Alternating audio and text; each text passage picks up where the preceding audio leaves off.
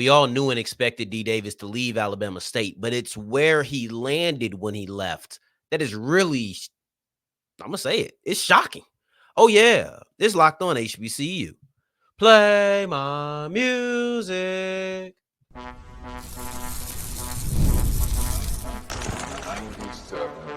You are Locked On HBCU, your daily podcast covering HBCU sports. Part of the Locked On Podcast Network, your team every day. What's going on, family? Welcome back to another episode of the Locked On HBCU podcast, your number one daily one-stop shop for everything HBCU athletics. Monday through Friday, part of the Locked On Podcast Network, your team every day. And I, of course, am Darian Gray, a.k.a. the Mouth of the South, Texas Southern alum and former TSU Herald Sports editor and current contributing writer at USA Today's Saints Wire. Thank you for going on this journey with me. Make a Locked On HBCU your first listen of the day every day. And remember, just because the mic cuts off does not mean that the journey is over. It just means it's time to follow me on Twitter at South Exclusives. Starts with an S and ends with an S. Today's episode is going to wrap up with a look at Dawn Thornton, her decision to bring the University of Alabama to Alabama A&M. This is monumental, and I think it's a huge thing for the university. Prior to that, we'll be looking at Grambling's first-round matchup against Texas A&M in the College World Series, but we kick this thing off with what, to me, was shocking news, which was a very surprising new chapter for D. Davis, because D. Davis, we knew that he would leave Alabama State. That was expected. We saw it happen when he entered the transfer portal, so we've known it for a while as well. But his destination out of the transfer portal is something that shocked me. Once again, him leaving, this is just my personal opinion, and I don't sit here and I try to dog nobody, but I got to say this because it was speaking to me. I said, I got to come out here and say this because I spoke about what I thought his future would look like. D. Davis leaving Alabama State is a non-story. I expected it. Prior to him in the transfer portal, when Andrew Body got there, it all but cemented it. I think even if Body didn't come, I think that Davis was gone. Even if Damon Stewart didn't enter the transfer portal himself, I think that D. Davis was gone. I just felt like D. Davis spent a couple of years at Alabama State. It was not going his way. I don't think that he wanted to enter into that cycle again. I don't think Eddie Robinson wanted to enter into that cycle again. I don't think it was right for anybody. Him moving on is what should have happened. I don't care who stayed. I don't care who came. He should have left, period. So though it's not a story, which is why I don't think we really talked about it too much when he did leave. But one thing I did say is that I expected him to either go to the D2 level and be a quarterback or maybe change positions. This is something I talked with a friend of the show. Since we were wrong, I'm not going to say who said it. I'll just take the blow for that. But I was talking to a friend of the show about it. And D. Davis proved us both to be wrong when he went to the University of Texas at San Antonio. The reason that this is a big deal is that it's an FBS school. And I love this. This gives us another way to kind of look at the transfer portal in an aspect that we usually don't. This is not how we typically look at the transfer portal. But you know what? Let's change that up and let's do that today. You should, if you're on the HBCU level, you should try to check as many boxes as you can to move up to the FBS level. Technically, you can be a walk-on. I don't know his situation or whatnot. I do know he's going to UTSA. When I say you should check every box to go to the FBS, despite the fact that you can do whatever you want, it's about making yourself valuable. And I don't think that D. Davis checked any of those boxes in his time at Alabama State. Not trying to be funny. He was in and out of the lineup both seasons, whether that was with Miles Crawley or just being benched and not seeing really the rest of the year in favor of Damon Stewart. I don't know how he added value. I really don't. And this is kind of similar to Jalen Jones, but not at all. This is kind of similar, but not as close to Jalen Jones from Bethune-Cookman. I believe it was 2 years ago. So really, a year ago. And then this past season, he went to Charlotte. I was confused. I didn't feel like he did enough to go to the FBS level. The thing about that, though, is I think he was the third leading passer in the SWAC per game. Yardage-wise, I could understand a little bit. Eye test, it didn't pass. That's where it's similar. The eye test for me with Jalen Jones, it didn't pass, but he went to Charlotte and he ended up playing for them. Now with D Davis, it makes me wonder, what did you see? What did you see in D Davis? First off, there's only two reasons he could go FBS. One, you're changing positions. That's highly doubtful because in his announcement picture, he kind of had a still of what looked like he was doing a drop back. The beginning of it, just the way he was holding the ball a little bit up towards his shoulder, not really holding it like he was running the ball. He was running it or holding it like he was dropping back for a pass. So it sounds like he's going to be a quarterback. And the second thing would have to be the ceiling. You have to remember, this is still the D Davis that went to Auburn out of high school. This is still the D Davis that was highly recruited and went to the SEC coming out of high school. This is still the D Davis who excelled in Texas high school football. These things, though we might not care anymore because I've seen him at Alabama State, that doesn't mean that there's people who don't care. And he's returning back to the state. So he's going back to his home state of Texas. I don't know if that has anything to do with it, but maybe you're hoping he can reclaim some magic. It's those kind of cliche things that folks say. And I kind of adopted them. I be seeing certain cliches that I just start saying when I'm on the show. It's funny to me, but neither here nor there. I think this is the most likely reason that he went to UTSA. Because you may sit here and say, Eddie Robinson, defensive-minded head coach, and there's a stigma with defensive-minded head coaches and quarterbacks. So you're like, hey, that defensive-minded head coach couldn't get anything out of him. I can do something. This is still the same high-ceiling player. Here's the thing about being a high-ceiling player out of high school is that people continuously believe that you can reach your ceiling. And kind of working in the favor of D Davis is that he wasn't on the field enough to prove them completely wrong. I think that he looked really bad in his first year at Alabama State. His second year, he still looked bad, but I thought more so he looked limited. First year, I would describe him as being bad. Second year, I would say limited. And I don't know how often or how far really you can go with having a short pass offense primarily, but maybe you believe you can remove that limitation off of him. I think you'll have to. Otherwise, he'll just be a front runner quarterback because once you get down, you're not going to be able to just dink and dunk. And when I say dink and dunk, I mean 5 yards. I mean behind the line of scrimmage. I mean screen plays, wide receiver screens, running back screens. Like it was a limit on how much he could do, but at least he seemed slightly competent.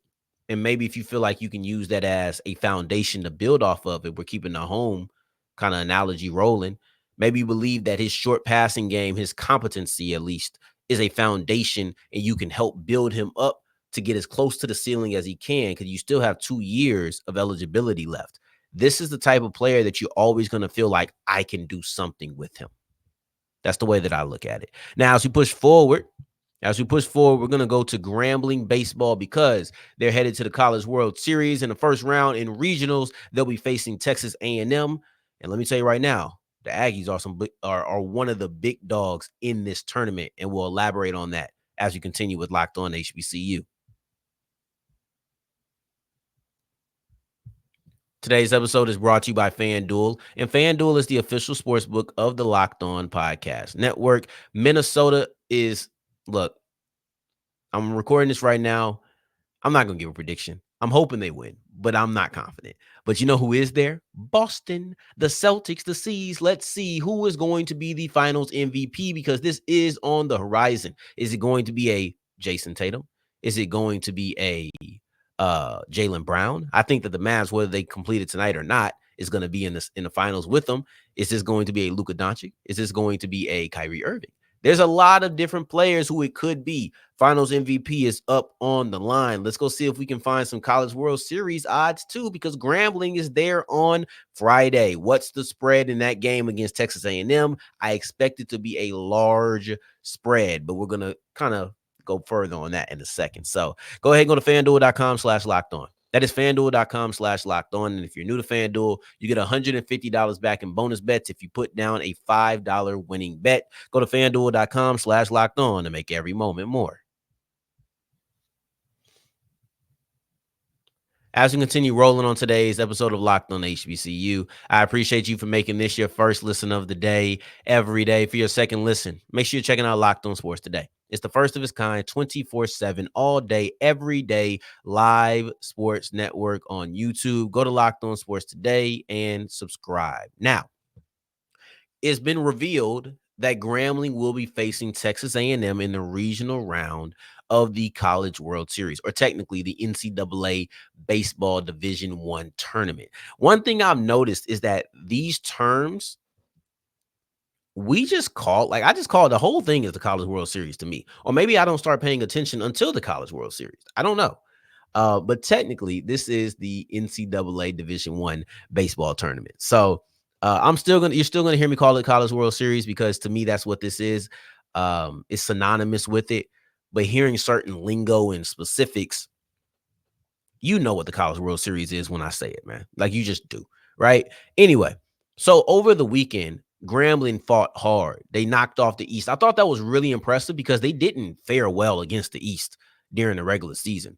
FAMU, Jackson State, Alabama State, they only won one game. They won one game against FAMU. Other than that, they lost the other, I think, 7 games in the East. So for them to come in and go 5-1 against the East in the SWAC tournament, I thought that showed a lot of resilience and short memory. So I thought that was great. But after that hard fought couple of battles, now they get into the College World Series and you have selection Monday. They did that on Monday, and they found out they'd be facing Texas A&M. Okay, we're going to get to this because Texas A&M is one of the big dogs in this whole thing. Like, they're one of the favorites to win the College World Series. So this is not an easy matchup by any margin, but I don't think you should expect it to be. Grambling has a strong baseball history, but as of recent, they've been struggling in looking for this championship. And this 2024 trophy is the first one that they've collected since 2010. And the first one before that was 1985. So it's been a while since Grambling has been able to put together some success. But this is Damian Pierce's first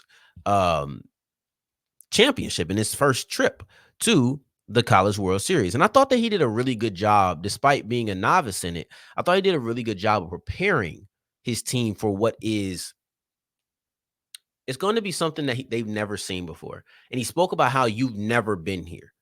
The media exposure, the attention, the open practices, like all of those things is different. More than just, hey, you got to go play. And he did that too, talked about how you got to go earn your respect. You're in a very difficult region. You're in a difficult position within that region, but you're used to it. All of those typical coach speak things. But then when he sat there and told them, hey, it's different. Be ready for this side of it. And that's the part that doesn't really have anything to do with baseball. I like that and I appreciated that. But let's focus on how this tournament goes. So the College World Series, 64 teams. I think that's pretty much standard in college. Everything's going to be 64 teams, what it feels like at least. So you have that first stage, which is regionals. You take the 64 teams and they you have the 64 teams and you take 16 regions of 4 teams apiece. It's double elimination, so you know that Grambling is going to play at least 2 games. The first one just so happens to be against Texas A&M, who is the regional host. You are only one of the regional hosts if you're one of the 16 top teams in the country. So you're one of the national seeds. And this isn't just one of the national seeds. Let's move into who Texas A&M is, right? This is the team that has the second best odds to win the whole thing. See, the tournament's different. You only have 16 seeds for real, right? You have those 16 seeds and they host the regions. But it's just like the NCAA tournament in basketball. It's just like March Madness. You're still going to see HBCUs on the low end of the bracket facing the top teams. They're the 4th seed in this region facing the region host. So it's not that drastically different. It just looks a different kind of way. Different terminology, same thing. It's like hello in English and hola in Spanish. It says the same thing. It just looks a little different, right? So that's the way that I view this here. But Texas A&M, big dog status because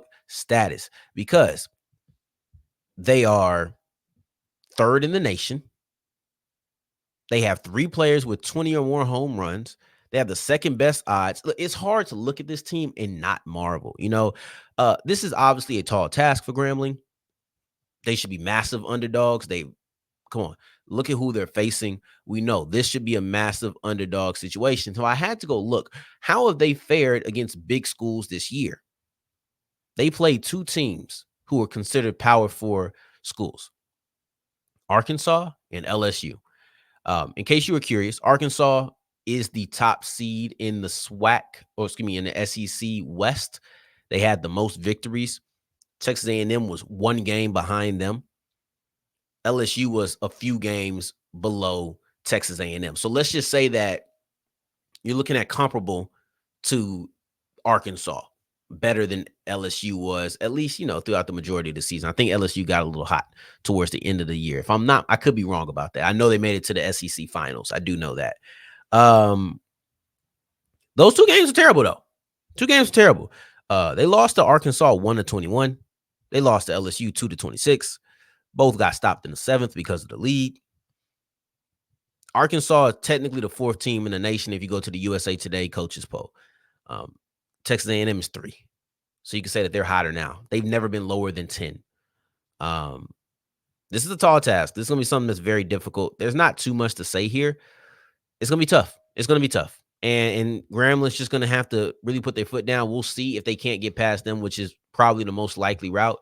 Then you still have the region. You're in there with UT, Texas, and then University of Louisiana. So you're in there with Texas A&M, Louisiana. I'm going to say Louisiana Lafayette because that's who they are to me. But Texas A&M, Louisiana, Texas, University of Texas, and then you have Grambling. So 2 Texas schools, 2 Louisiana schools.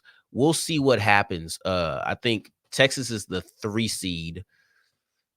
Louisiana is the 2 seed. So there very well could be a Louisiana versus Louisiana, Texas versus Texas matchup in the second round. But we'll see how that goes. As we push forward, I want to look at some news, which is Dawn Thornton, and she's bringing the University of Alabama. She's bringing the University of Alabama to Alabama A&M. And I want to break down why this is such a big deal as we continue with Locked On HBCU.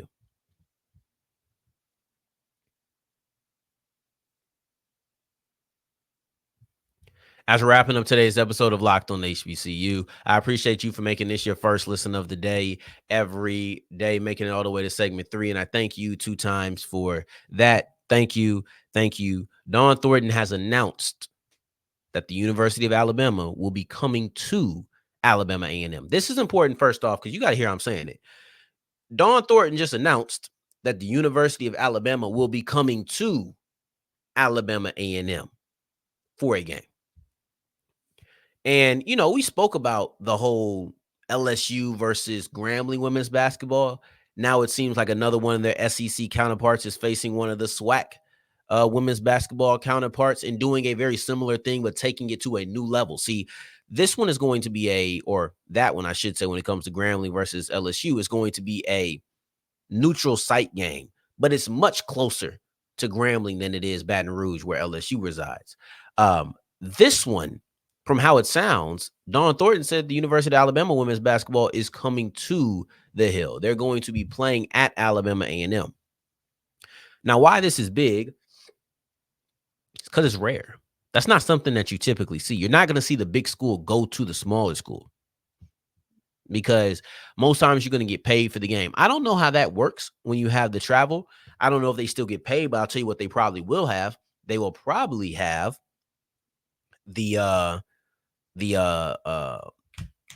what's it called? Tickets, concessions, the revenue from the game. So instead of getting paid to come to the game, they'll get the revenue that comes from it.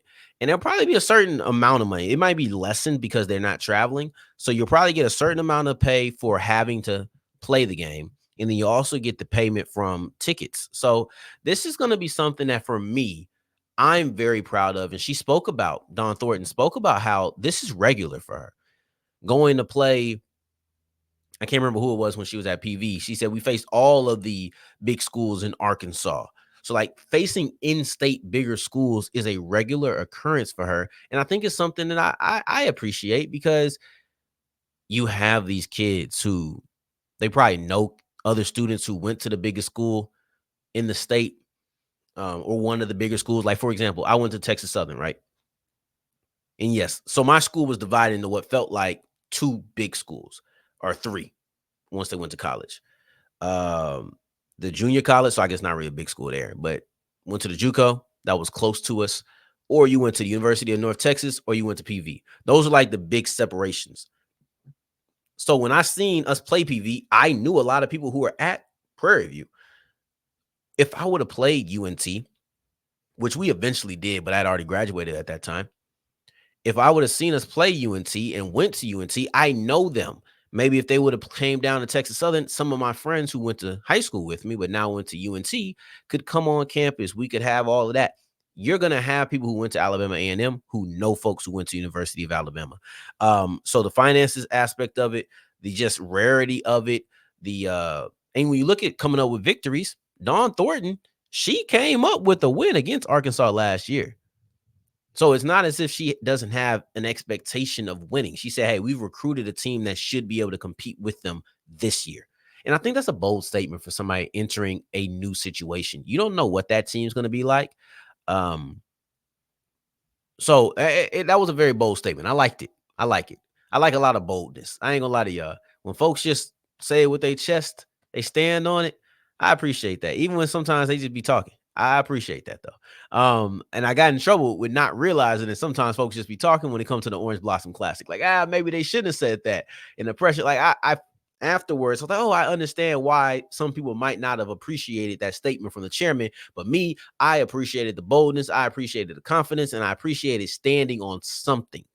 So, yeah. But I also appreciate you for making this your first listen of the day every day. That's a perfect transition. Tomorrow's episode, we'll be back to discuss Howard women's track and field, because the Howard Bison have held down all HBCUs, and every single female athlete who will be at the NCAA track and field national championships from an HBCU comes from Howard. So we'll break down how they've held down the women on tomorrow's episode. In the meantime, between time, until the next time that we hear each other, family, take care, stay blessed. Peace.